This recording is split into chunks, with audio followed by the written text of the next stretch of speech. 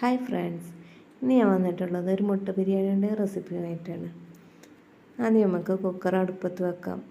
അത് ചൂടാകുമ്പോൾ അതിലേക്ക് നമുക്ക് ആവശ്യത്തിന് വെളിച്ചെണ്ണ ഒഴിച്ചു കൊടുക്കാം.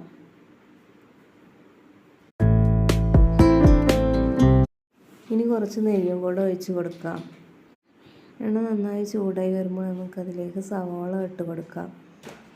എന്നിട്ട് നന്നായി വഴറ്റി കൊടുത്തതിന് ശേഷം ഇഞ്ചി വെളുത്തുള്ളി പേസ്റ്റ് കൂടി ചേർത്ത് കൊടുക്കുക.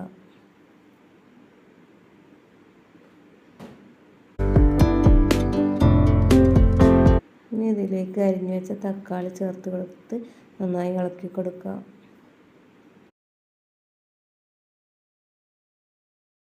തക്കാളി വഴറ്റി വരുമ്പോൾ നമുക്കതിലേക്ക് കറിവേപ്പില കൂടെ ചേർത്ത് കൊടുത്ത് ഇളക്കി കൊടുക്കാം.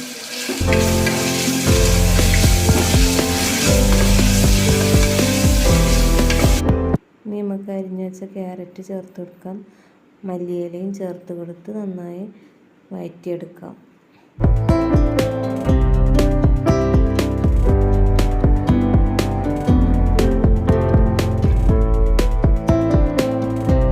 ഇനി എല്ലാം നന്നായി വഴറ്റി വരുമ്പോൾ നമുക്കതിലേക്ക് 1/2 ടീസ്പൂൺ മഞ്ഞൾപ്പൊടിയും 1/4 ടീസ്പൂൺ പെരുംജീരകപ്പൊടിയും 1 ടീസ്പൂൺ മുളക് പൊടിയും ചേർത്ത് കൊടുക്കാം. 1/2 ടീസ്പൂൺ കുരുമുളക് പൊടിയും 1/2 ടീസ്പൂൺ ഗരം മസാല പൊടിയും കൂടെ ചേർത്ത് ഇളക്കി നമുക്ക് മാറ്റി വെക്കാം.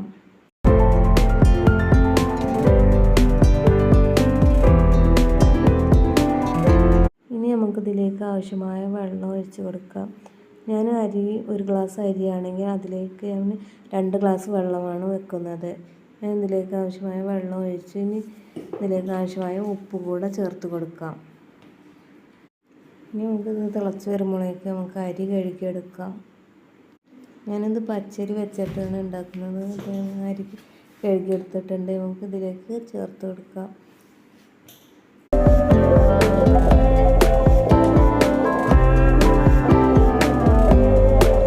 ഇനി നമുക്ക് പുഴുങ്ങിയ മുട്ടയും കൂടെ ചേർത്ത് കൊടുത്ത് ഇത് മൂടി വെച്ച് വേവിക്കാം. കുറച്ച് നാരങ്ങ കൂടി ചേർത്ത് കൊടുക്കേണ്ടത് അരി ഒട്ടി പിടിക്കാതിരിക്കാൻ വേണ്ടിയിട്ടാണ്. നമുക്ക് വേവുമ്പോൾ ഇങ്ങനെ ചോറ് ഒട്ടി പിടിച്ചിരിക്കുമല്ലോ, അതില്ലാതിരിക്കാൻ വേണ്ടിയിട്ടാണ് നാരങ്ങ നീര് ഒഴിച്ച് കൊടുക്കുന്നത്.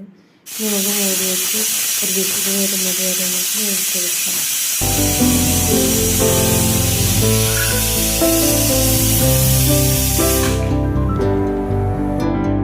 അപ്പോൾ നമ്മൾ ചോറ് റെഡി ആയിട്ടുണ്ട്. നമുക്കിനി ഒരു പാത്രത്തിലേക്ക് മാറ്റാം.